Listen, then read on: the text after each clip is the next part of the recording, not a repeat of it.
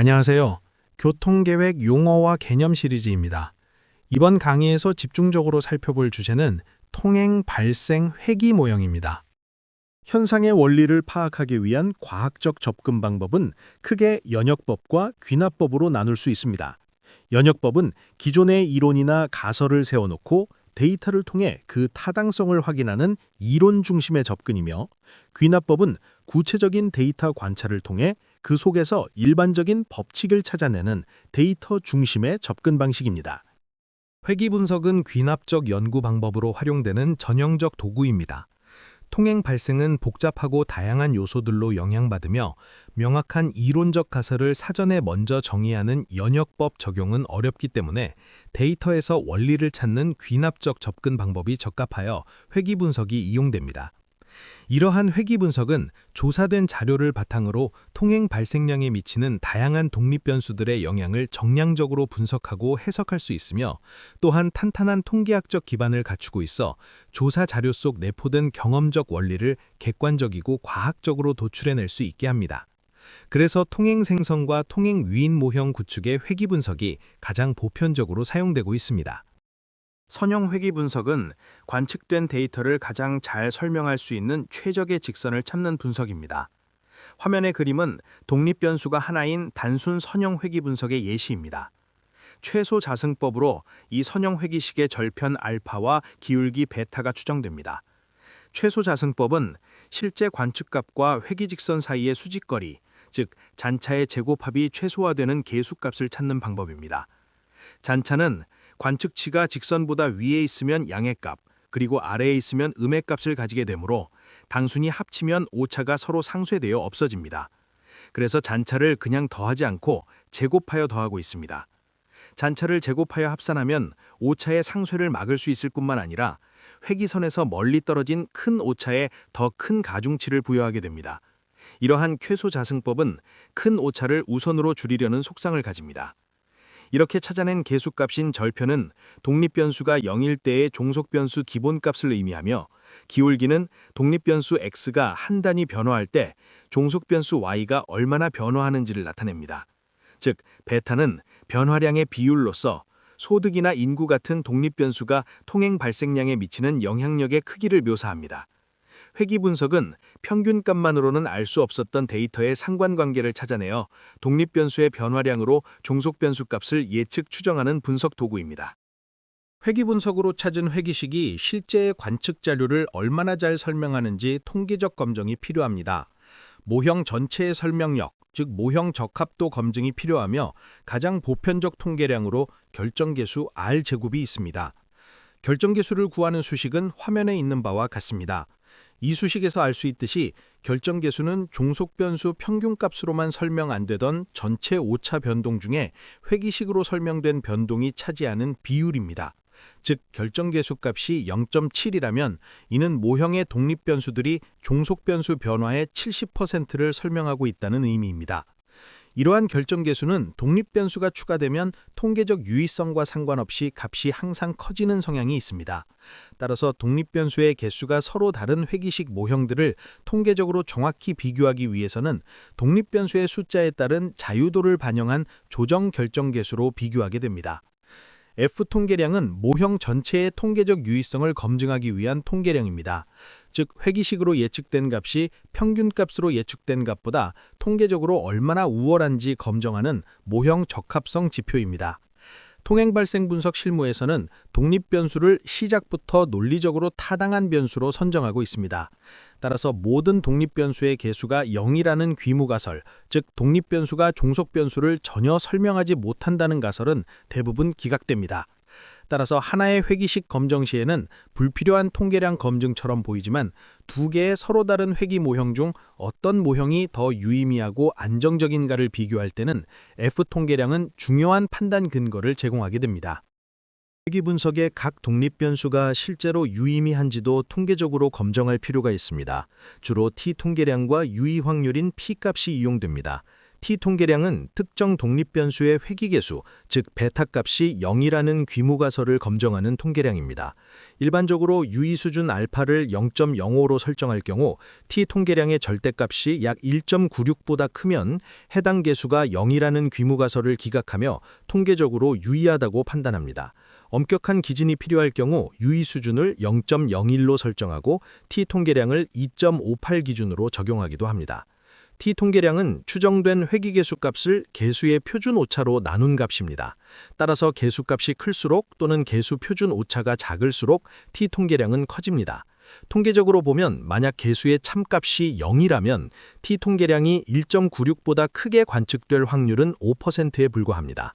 그러므로 회귀계수의 T 통계량이 1.96을 넘는다면 해당 독립변수가 우연히 그렇게 관측되었을 가능성이 작다고 판단하고 통계적으로 유의하다고 해석합니다. 유의 확률 P값은 이러한 판단을 확률값으로 직접 표현한 지표입니다.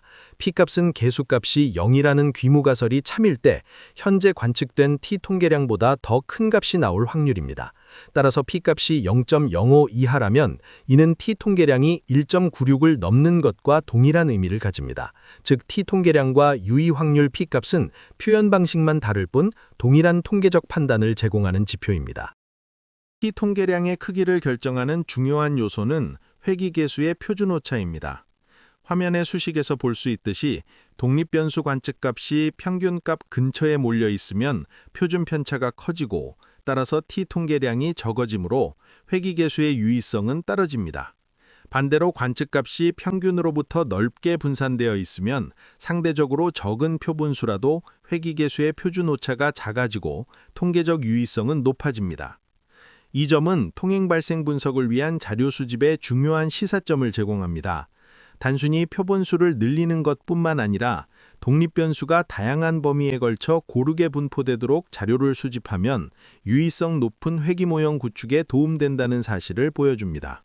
회귀 분석은 종속변수와 독립변수 간의 관계를 수식으로 모형화하여 독립변수의 변화에 따른 종속변수의 변화를 추정하는 분석 방법입니다. 이 회귀 모형이 통계적으로 유효하고 예측 도구로서 신뢰할 수 있는 좋은 모형이 되기 위해서는 몇 가지 가정이 충족돼야 합니다. 통계학 서적에서 제시되고 있는 회귀 분석의 5가지 핵심 가정을 설명하겠습니다. 첫 번째는 회귀계수의 선형성입니다. 여기서 선형성은 변수 자체가 아닌 계수 간의 결합 방식을 의미합니다. 즉 독립변수의 로그를 취하거나 제곱하더라도 계수와의 관계가 선형적이라면 선형 회귀 분석의 가정을 만족시키는 것입니다. 두 번째는 오차항의 등분산성입니다. 모든 독립변수 값에서 오차의 분산이 동일하고 일정해야 한다는 가정입니다. 이 가정이 어긋난 상태를 이분산성이라고 합니다. 이분산성 상태에서도 불편성, 즉 회귀계수는 평균적으로 참값에 접근하지만 표준오차는 비효율적으로 계산되어 T검정 등 통계적 유의성 판단을 왜곡시키게 됩니다. 따라서 신뢰할 수 있는 지표로 생각하여 잘못된 결론으로 유도될 수 있음을 의미합니다. 이러한 문제를 해결하기 위해 오차의 크기에 따라 가중치를 주는 가중최소자승법으로 계산하기도 합니다. 세 번째는 독립변수 간의 독립성, 즉 다중공선성의 부재입니다. 독립변수들끼리 강한 상관관계를 갖는 다중공선성이 존재하면 개별 변수의 영향력인 계수값이 왜곡되고 표준오차가 급격히 커지는 비효율성이 발생합니다. 또한 상관관계가 높은 독립변수의 경우 각기 회귀계수로 종속변수에 대한 독립적인 영향력 규모의 해석이 어렵습니다. 이때는 상관관계가 높은 변수 중 하나를 제거하거나 두 변수를 결합하여 새로운 변수를 만드는 방식으로 해결하기도 합니다. 네 번째는 오차항의 독립성입니다. 오차들 사이에 상관관계가 없어야 한다는 뜻으로 위배 시 자기상관 문제가 발생합니다.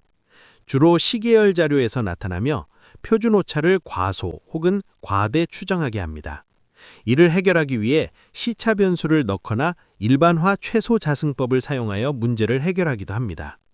다섯 번째는 오차항의 정규성입니다. 오차항이 정규 분포를 따라야 T검정 등 통계적 추론이 가능합니다. 다만 표본수가 충분하게 크다면 중심 극한 이론에 따라 정규성 가정이 다소 어긋나도 결과의 신뢰성에는 큰 문제가 되지 않습니다. 이러한 회귀 분석의 5가지 기본 가정들은 모형의 예측력과 신뢰도를 높이는 데 필요한 가정인 것입니다. 통행 발생 회귀 분석은 한 번의 실행으로 완성되지 않습니다. 통계 지표와 논리적 검토를 반복하며 최적의 통행 발생 모형을 찾게 됩니다. 회귀 모형 구축을 위해 검토해야 할 7가지 체크리스트를 다음과 같이 정리했습니다. 첫째는 모형의 함수 형태와 행태적 적합성을 검토하는 것입니다. 통행 발생 행태가 선형인지 비선형인지 검토하고 필요시에는 행태와 일치하는 함수 형태를 찾는 과정을 다지게 됩니다.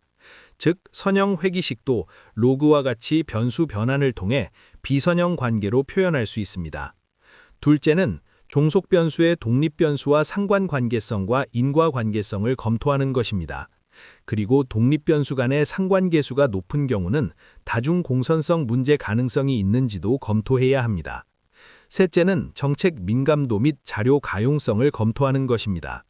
즉, 독립 변수가 미래 예측이 가능한 변수인지, 데이터 수집이 쉬운 변수인지, 그리고 정책적으로 의미 있는 변수인지를 검토하는 것입니다.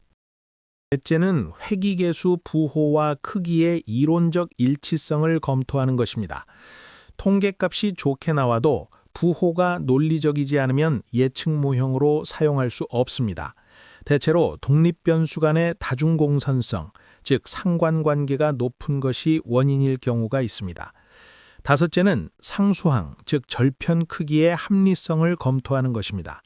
상수항이 지나치게 크다는 것은 독립 변수가 종속 변수, 즉 통행 발생 현상을 잘 설명하지 못한다는 의미가 될 수 있기 때문입니다. 여섯째는 모형 전체 및 개별 독립 변수의 통계적 유의성을 검증하는 것입니다. 전체 모형의 설명력은 결정계수값과 F통계량으로, 그리고 개별 독립 변수의 통계적 신뢰성은 T통계량으로 검증하고 있습니다. 일곱째는 전문가적 종합적 판단과 논리적 타당성을 검증하는 것입니다. 통계적 검증 외에 통행 발생 행태적 상식과 일치하는지 확인합니다. 독립 변수 변동량에 대한 종속 변수의 변동량에 대해서도 논리적인지 검토합니다. 최적의 통행 발생 모형을 구축하기 위해서는 변수 선정만큼이나 함수 형태도 중요합니다. 카나파니 교수는 수요 분석에 활용되는 대표적 4가지 수요 함수 형태를 정리했습니다. 화면에 보시는 것처럼 선형, 곱셈형, 지수형, 그리고 혼합형 함수가 그것입니다. 통행 발생 모형 구축 시 함수 특성과 통행 행태 간의 일치성을 검토할 필요가 있습니다. 미분과 탄력성을 활용해 함수 특성을 파악할 수 있습니다. 예로 선형 함수의 특성을 분석해보면 소득에 대한 통행 생성량의 미분값은 계수값으로 고정된 것을 알 수 있습니다. 즉, 다른 변수와 상관없이 소득 한 단위 증가당 통행량 증가분은 항상 계수값으로 일정하다는 함수적 특징을 갖고 있음을 보여줍니다. 반면에 소득에 대한 통행 생성량의 탄력성은 고정되어 있지 않습니다. 즉, 통행 생성량 규모와는 반비례하게 소득과 계수값 크기와는 비례하게 탄력성이 변함을 수식은 보여주고 있습니다. 여기서 탄력성이란 소득이 1% 변할 때 통행 생성량이 몇 % 변화하는지를 나타내는 지표로서 정책 영향력을 평가하는 데 많이 활용되는 지표입니다. 곱셈형, 지수형, 그리고 혼합형 함수 형태와 같은 비선형 함수들도 계수의 선형성 가정을 만족시키도록 변수를 선형화 변환하여 선형 회귀 분석을 수행할 수 있습니다. 즉, 화면의 수식처럼 로그 변환을 통해 비선형 관계를 선형 회귀식으로 변환하여 분석 가능해지게 할 수 있습니다. 다만 로그 변환과 같이 수식을 변환하여 선형화하였을 때는 통계량 해석에 주의해야 합니다. 변환된 변수의 회귀식은 변환된 변수와의 관계식이므로 결정계수와 같은 통계량도 변환된 변수와의 관계식에 관한 지표가 되는 것입니다. 따라서 서로 다른 함수 형태를 가진 모형 간의 예측 성능을 공정하게 비교하려면 반드시 원래의 종속 변수인 실제 변수를 기준으로 비교해야 합니다.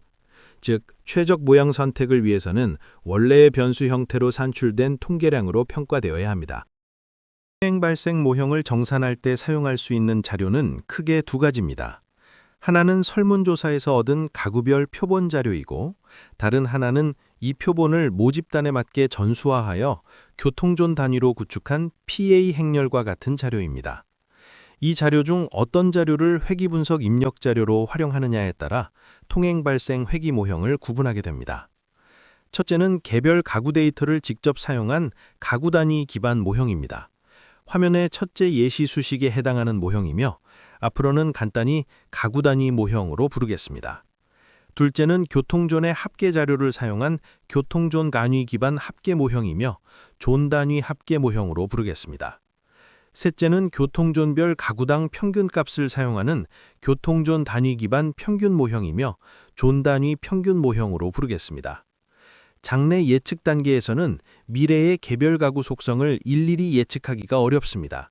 따라서 예측 단계에서는 독립변수 값을 교통존 인구수와 같이 교통존 단위 예측 값으로 모형에 입력하게 됩니다. 화면의 수식에서 볼 수 있듯이 가구 단위 모형으로 모든 가구를 합하거나 평균 모형의 총 가구 수를 곱해 합산하면 결국 존 단위 합계 모형과 수학적으로 동일한 구조가 됨을 알 수 있습니다. 즉, 세 모형 중 어떤 모형으로 정산하든 계수가 갖는 의미는 동일합니다. 예시된 함수의 경우를 보면 계수값은 소득 한 단위 혹은 통행자 한 명 증가할 때 통행 발생 증가 변화량을 나타내는 것으로 세 모형이 모두 똑같은 의미를 갖습니다. 그러므로 논리적으로는 세 모형에 추정된 계수값은 같아야 합니다. 하지만 실제 세 모형으로 각각 회귀 분석을 해보면 계수 크기와 통계적 유의성 분석 결과가 다르게 나옵니다. 그렇다면 실무적으로 가장 안정적이고 정확한 예측을 위해 세 모형 중 어떤 계수값을 선택해야 할지 의문이 생기게 됩니다. 다음 슬라이드부터 세 모형의 예시 회귀 분석 결과를 가지고 이 쟁점에 관해 설명하겠습니다. 통행 발생 회귀 모형의 입력 자료 형식으로는 서울시 강남구 가구 통행 실태 표본 조사 자료를 예로 하여 설명하겠습니다. 화면의 표는 설문 결과를 가구 단위로 코딩한 것입니다. 가구는 통행 행태의 근본적인 의사결정 단위로 통행 주체인 통행자의 속성이 자료 손실 없이 그대로 담겨 있는 기초 자료입니다.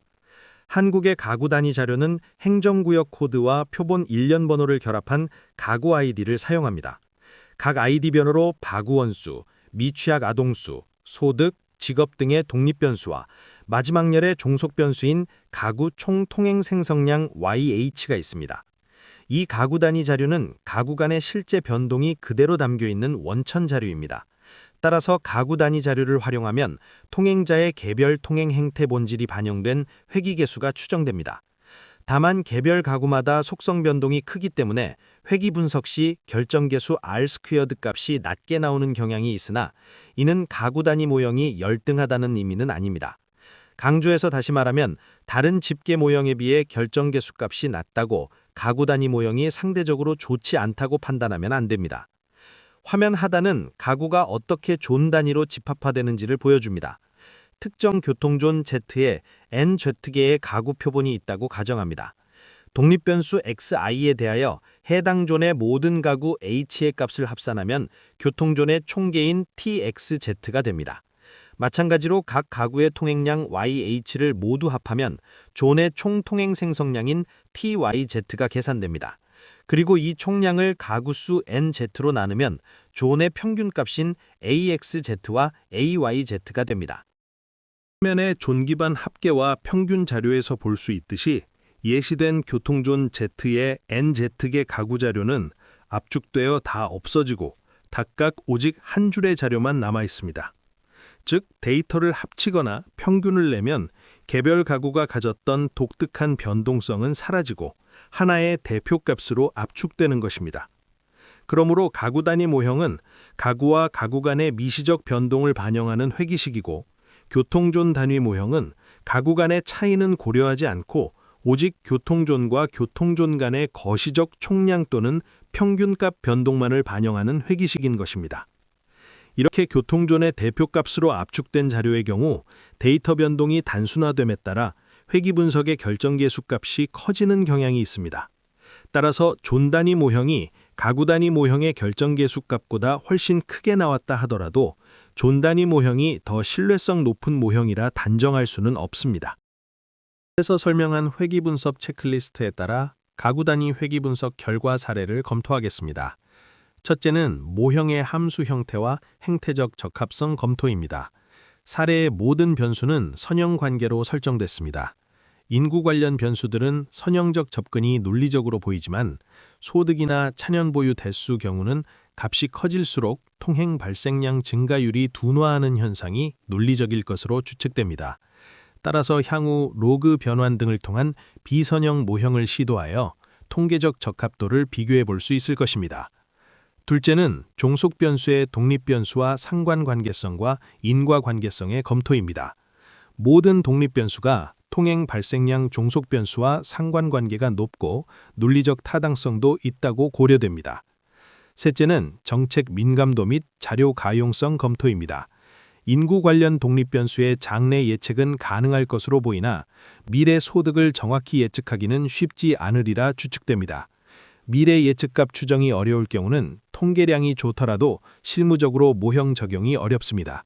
따라서 소득과 상관관계가 높으며 장래 예측이 쉬운 대리 변수를 찾아 대신 사용하는 것을 생각해 볼 수 있습니다. 넷째는 회귀계수 부호와 크기의 이론적 일치성 검토입니다. 가구원 수와 직장인 수 등이 증가할 때 통행량이 늘어난다는 양의 부호는 논리적 상식과 일치합니다. 그리고 미취학 아동수의 계수가 음액값으로 나온 것도 합리적입니다.